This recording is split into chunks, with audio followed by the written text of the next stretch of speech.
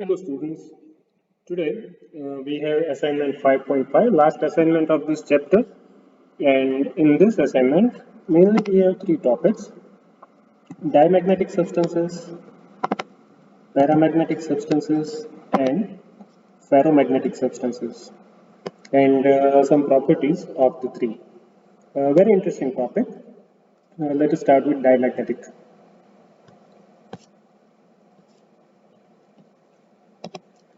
We all know that in all the atoms we have electrons moving around nucleus on circular path, isn't it? And this is similar. This is similar to current carrying ring. You can always find out current passing through the orbit because of the electron, and there is specific area of the orbit, and then you can find out I into A. What is I into A? Magnetic dipole moment. It means that each electronic orbit has its own dipole moment, or in other words, each electronic orbit is like tiny magnet. It has its own magnetic field. Okay, now for a single electron, the value may be very small, very negligible, but it has. Now, you have so many electrons in one atom, and with each electron, you have dipole moment. So, just think what should happen with the atom. Suppose if I consider two electrons in two different orbits, I can always have like two magnets. So I can say that there are two tiny magnets. See, for one orbit, you have one magnet, and for another orbit, you have another magnet. Okay, magnetic dipole moment is proper term for it. So now you have so many such electrons in one atom. So there are various possibilities.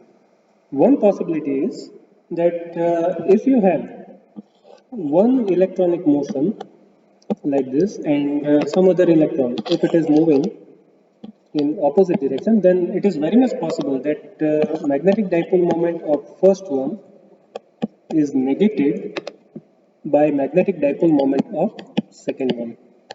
And if this is the case, if you have this type of situation in any atom, then the resultant dipole moment of the atom will be zero.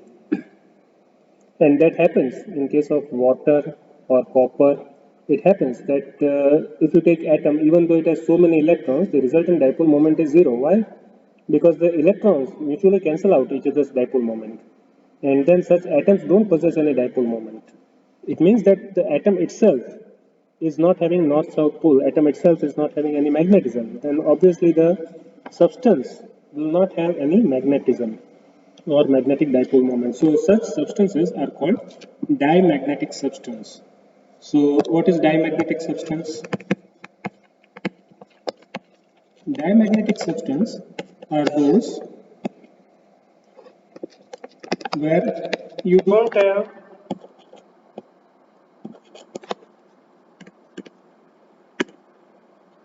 no magnetic dipole moment with atom.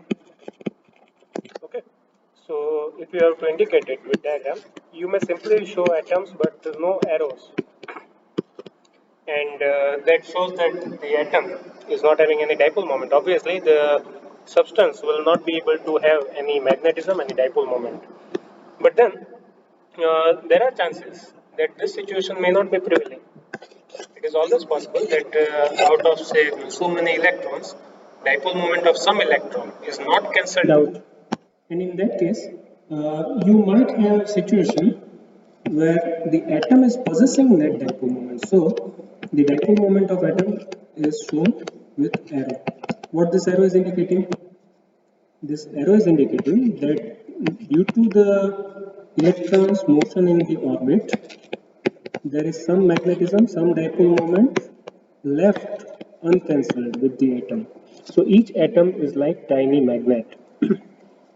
Does it mean that the substance is having net magnetism? No, not necessary. Why?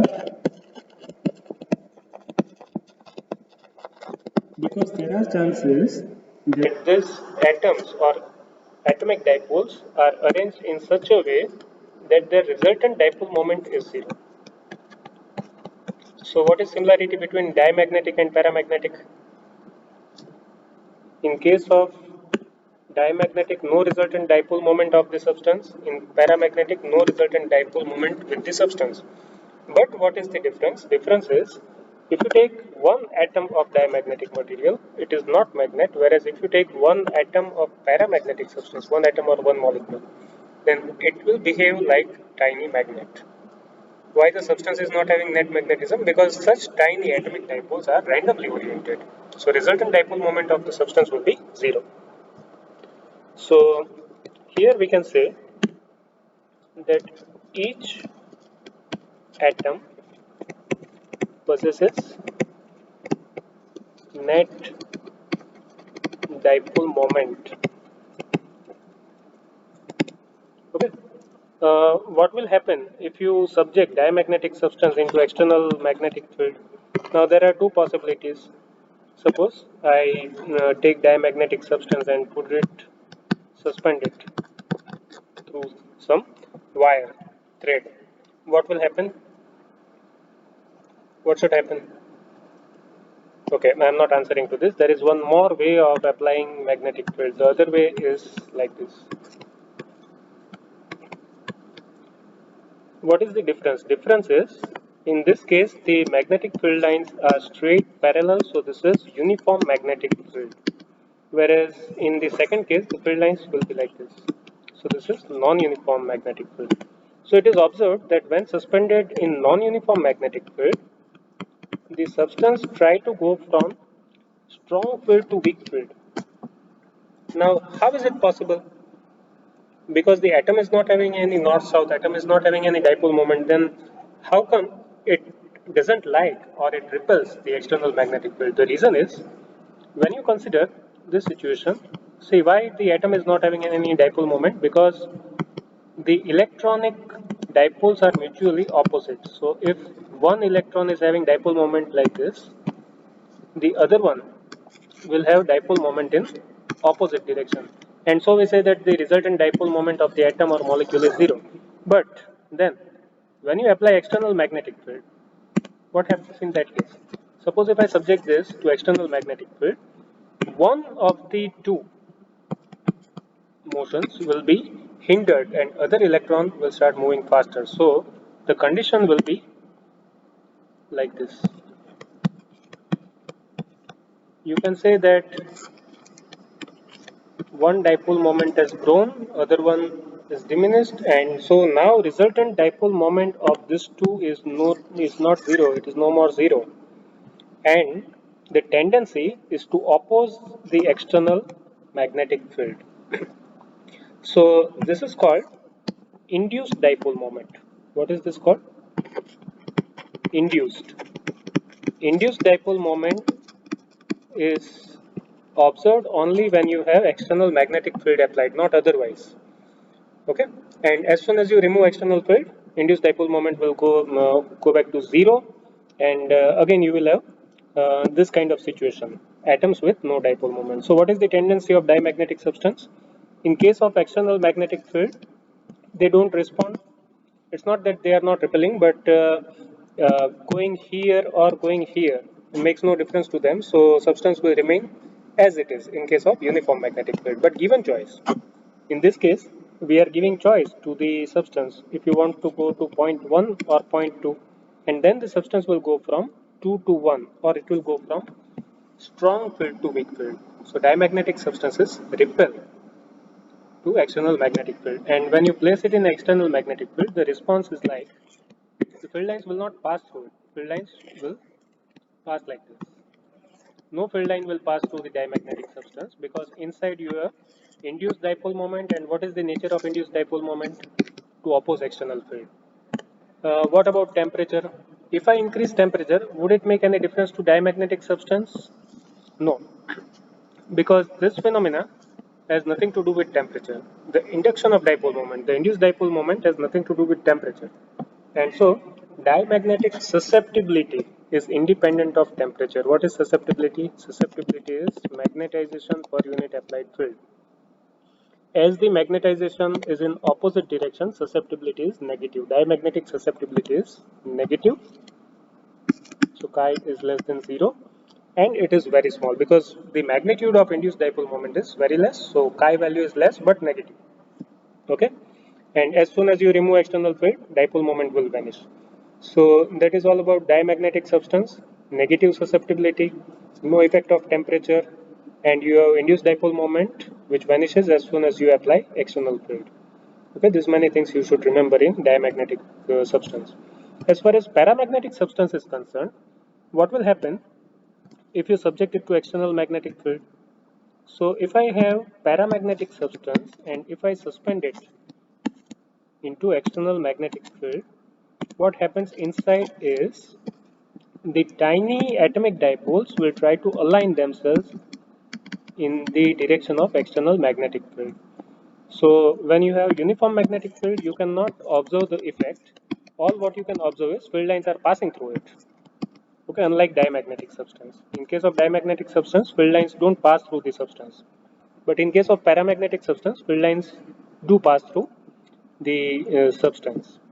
And there is some alignment. So you can say that magnetization is observed, magnetization is greater than 0, it is positive, and hence diamagnetic susceptibility is, sorry, paramagnetic susceptibility is positive. What if you subject it to non-uniform field? What if I have this type of field? So in this case, you have strong magnetic field right side, weak magnetic field left side. So here if you have paramagnetic substance and then if you ask it, you want to go to point 1 or point 2, the tendency will be to go from weak field to strong field because you have alignment produced inside it, okay? And then it has its own magnetic field and so it will be attracted to external magnetic field unlike diamagnetic substance which repels. So paramagnetic susceptibility is greater than 0, it is positive, though it is less. Now, why it is less? Because what you are talking about is alignment of all these tiny atomic dipoles. So, it is very much possible that when you apply external magnetic field, this one will be aligned, this one will be aligned, this might get aligned, but you may not be able to align this particular dipole or maybe this one. Why? Because they have their own thermal energy. So in case of paramagnetic substance, it is very difficult to achieve saturation magnetization. What do you mean by saturation magnetization? 100% alignment.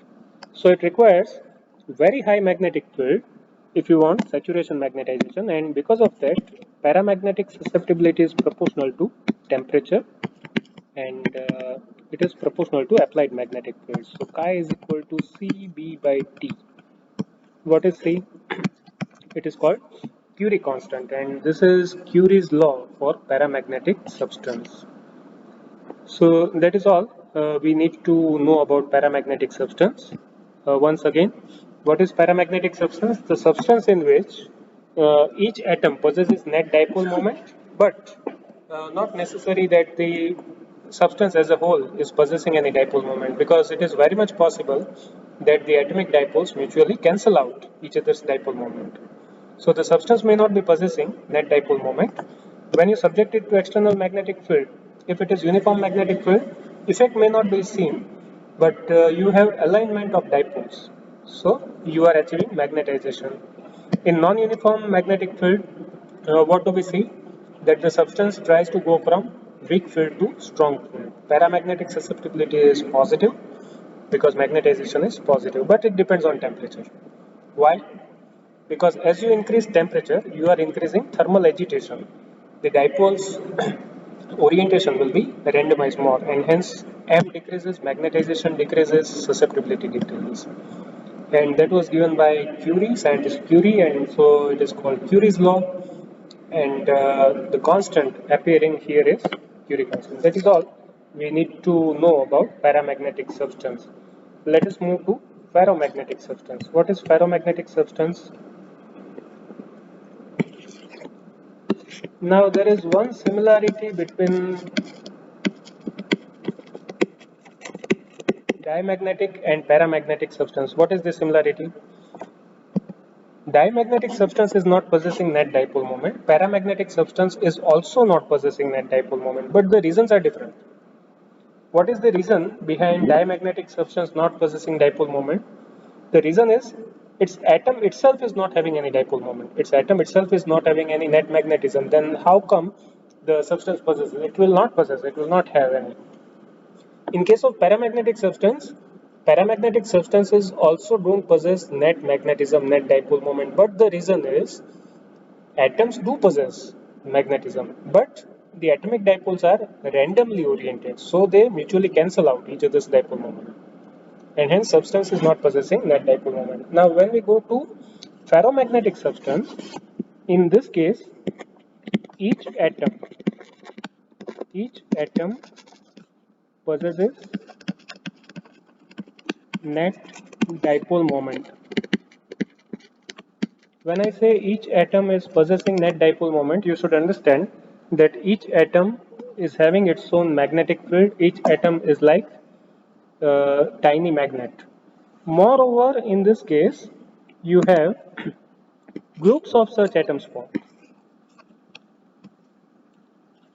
What does it mean? It means that you have so many tiny groups where you have millions of atoms, and what they are doing, they all are sitting in such a way that their dipole moments are oriented in particular direction.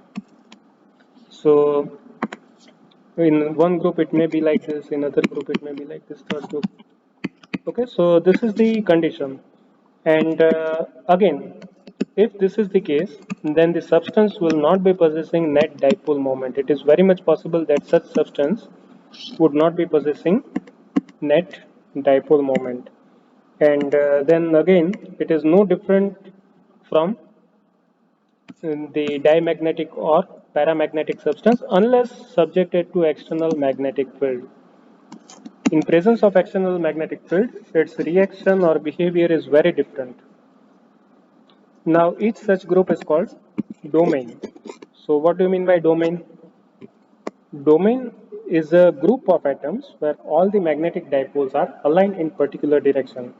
So, you might have millions of atoms in one such domain, and so you can say that this tiny domain is like tiny magnet. Does it mean that the substance is having net magnetism? Not necessary. It may have, it may not have. So, if the domains are randomly oriented, again the substance may not be possessing any net dipole moment. And if you have this kind of condition where all the domains are aligned, this is also possible situation. And then you can say that this piece of ferromagnetic substance is magnet. Okay, and then you will have north pole one side, south pole on the other side, and this is magnet.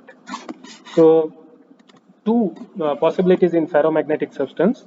Net magnetic moment, dipole moment might be zero, may not be zero. If it is not zero, then the substance is magnet. Okay, what if I put this substance into external magnetic field? Now, when you subject ferromagnetic substance into external magnetic field, the atomic dipoles, the domains which are aligned but in randomly orientation, they will be readily aligned. And so with very less external field, you will have 100% alignment achieved. And then the field lines will pass through this material like this. The ferromagnetic susceptibility is very high, and so field lines would prefer to pass through ferromagnetic substance rather than vacuum. And what if you subject it to non-uniform magnetic field? What if the external field is like this? What the substance will do? Okay, in this case, the substance will try to go from weak field to strong field, and the attraction will be very strong. Paramagnetic substance also go from weak to strong, but as compared to paramagnetic, in case of ferromagnetic, attraction is very strong. So that is the difference. What about temperature? Now, in this case, the magnetization is very high, and so the susceptibility is very high. Ferromagnetic susceptibility is very high, and it is almost independent of temperature. But if you increase the temperature too much, in that case, what you are doing is you are breaking these domains. this group will be broken. And what if the group is broken? If the group is broken, then it is no different than paramagnetic substance. Okay, the difference between para and ferro is, in case of ferromagnetic, you have domains, that is group of atoms. If you increase temperature too much, groups are broken and then it becomes paramagnetic. The temperature at which it happens is called Curie temperature.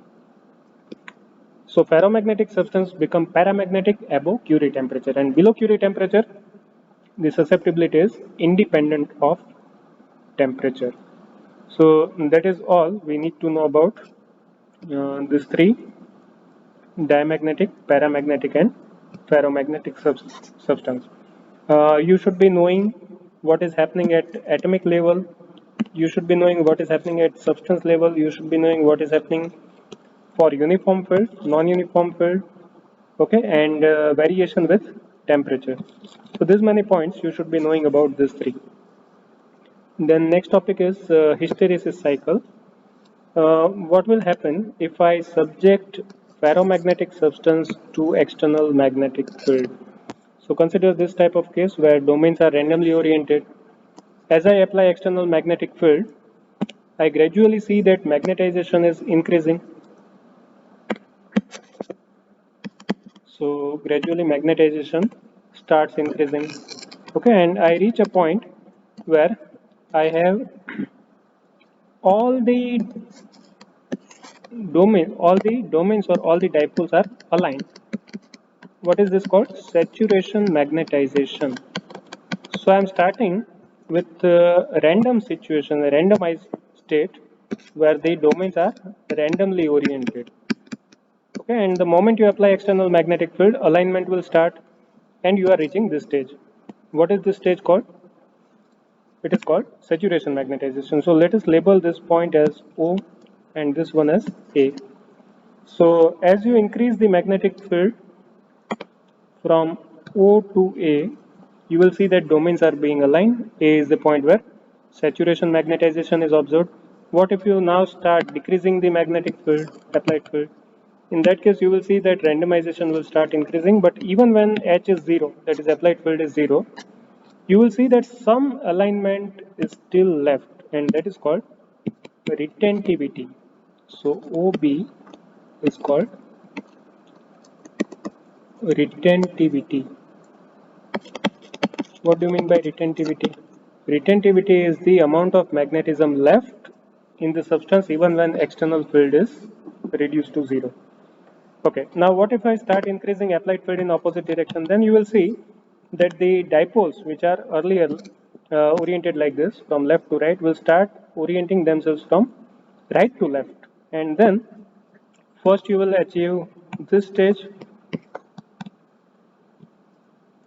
that is M is 0. What is C point? C point is when M is 0. What is M? Magnetization. So at C point, M is 0, no magnetization, totally random state with OC field. So OC is called coercivity. What is coercivity? It is H value required to remove magnetization. What is OB? Retentivity. The remaining magnetization inside the substance even when external field is removed. What if you continue with H in opposite direction? Then you will see that you will reach D point. What is D point? D point is when the dipoles are oriented but in opposite directions. So again you are reaching saturation magnetization opposite as compared to A. Again you decrease H, again you will end up with OE. What is OE? OE is again retentivity. Okay, and that continues. So this cycle is called hysteresis cycle. For different substance, the nature may be slightly different. Sometimes the hysteresis cycle may be like this. Sometimes the hysteresis cycle may be like this. So what is the difference between the two? This is showing less energy loss, less hysteresis loss you may say. In this substance, the energy loss is more. Okay, so this is called hard ferromagnetic substance. This one is called soft ferromagnetic substance. Soft ferromagnetic substance is a substance which easily forgets where magnetization is lost very easily. So somewhere, if you need some substance where you need magnetization for some small time period, you should go for soft ferromagnetic substance like electric bell. We don't need permanent magnet there. So you can choose material which is soft ferromagnetic material. And hard ferromagnetic is preferred when you want to make permanent magnet. Okay, so that is all about hard ferromagnetic and small soft ferromagnetic substance, and that is all about dipara and ferromagnetic substance. Okay, so that was the last part. I hope you could understand. Thank you.